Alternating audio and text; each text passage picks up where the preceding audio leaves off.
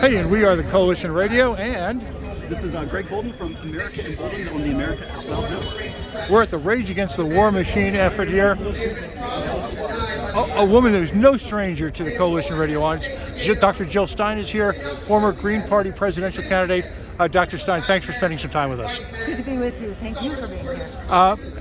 The question, you and I had a conversation a couple years ago. You've met literally tens of thousands of people, so I'm not asking you to remember the actual conversation, but the theme today is, if you will, the single issue coalition that's being built by the progressive left and the libertarians, don't call them. I hate to define them as libertarian right, but how important is that type of coalition for you right now in terms of actually ending wars?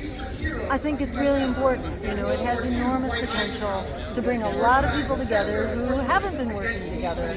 But, you know, I have to say, back in my campaigns in 2012 and 2016, we had a lot of left-right coalition kind of unifying behind people power.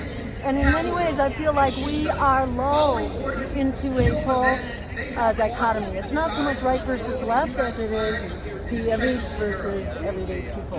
And we have to overcome the power of the corporate media machine in order to really talk to each other. But at the end of the day, you know, people move back and forth. You know, Bernie supporters went over to Trump and vice versa.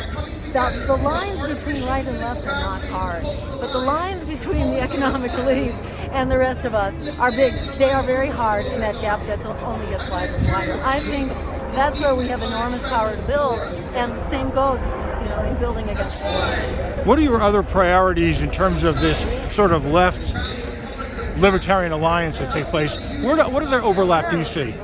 Well, I think we have our hands full right now, you know, just with the anti-war coalition, and there's so much educating to be done. And I just want to say one thing quickly, which is that, you know, the war is hurting us. The war and the war machine are hurting us very badly, and most people don't know that. They don't have a clue that almost 2/3 of our discretionary budget is going to the war, rather than, you know, jobs or for, you know, clean air or for the health care. And those are issues that, you know, all of us can unite around.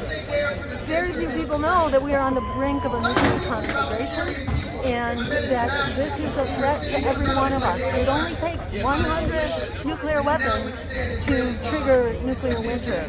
And my understanding is that most cities now are targeted with about 10 or 20 nuclear weapons, so that's only a few cities that have to be hit, you know, total between U.S. or Ukraine and Russia. It doesn't take very much. Plus, all these weapons are on automatic triggers, so that's my understanding. There are lots of automatic triggers, and they're on hair triggers to start with. So one nuclear weapon is very likely to trigger lots more. So every one of us has a huge stake in fighting back right now and demanding that we transform the war machine into a people power machine. Dr. Stein, I've got two main questions for you. First, what could we do for teachers and educators in this country if we did not focus so much money on the military-industrial complex, right? Yeah. I'm an educator, so that's something that's near and dear to me. And so I'm encouraged to see so many different ideologies on one stage today. Yeah. You had to, when you were running for president, be wishing you could see more type of collaboration like this. Is this hope for the future today?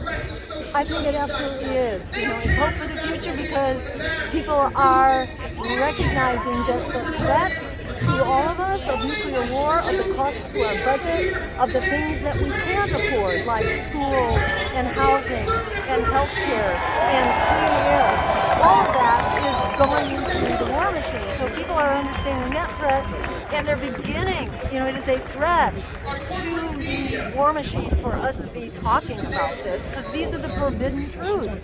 This war hurts us, it puts us all into the target list. Speaking of the war machine, there's a report from Cy Hirsch that we bombed Nord Stream Pipeline 1 and 2. This is highly concerning when you talk about how cities have 10 to 20 nukes in the target pairs. Is our administration, are you concerned about the White House and the administration that's in there right now playing dangerous war games that could endanger our cities? Oh yeah, I mean, it's the White House administration and it's Congress. I mean, they are playing a game of nuclear brinksmanship. It's absolutely the height of your responsibility, and they're pretending that a nuclear war is winnable, which is absolutely not.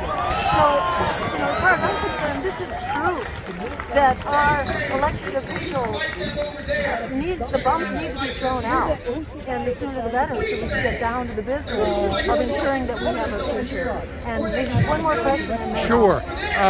Dr. Stein, I have the opportunity to routinely ask federal officials, senators, and congressmen about the purpose of this war, and also where's that line in the sand when Russia actually reacts against the United States directly. They cloak it in is saving the Ukrainian people. Are we doing a very good job right now of saving the Ukrainian people? Well, I think we can see splayed out over our TV set how much we are saving the Ukrainian people. What we're doing is using the Ukrainian people to advance a full spectrum dominance agenda. That's the formal name of our military policy, full spectrum dominance, which basically says we need a unipolar world, and that the U.S. will not tolerate economic or military challenge to our domination.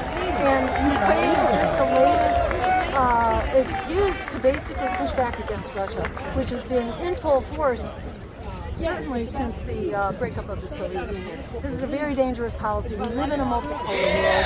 We need a foreign policy based not on militarism, but on diplomacy, on international law, and on human rights. That is what the future looks like. And Dr. Stein, thank you so much for Dr. your Stein, time. thank you. Thank you so much. Yeah, appreciate it. Yeah, Here's my likewise.